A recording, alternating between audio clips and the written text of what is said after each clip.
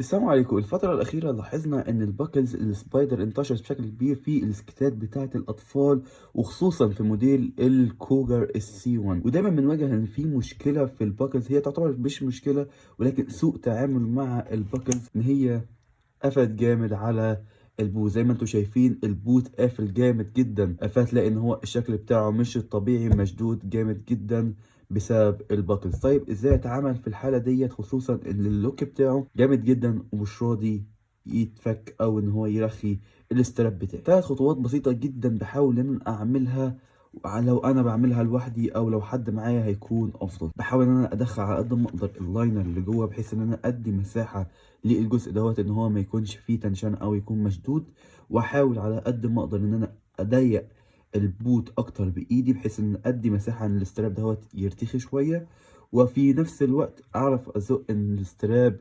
للباكلز بحيث ان هو يرخي عندي اللوك بتاعه، واعرف ان انا اضغطه.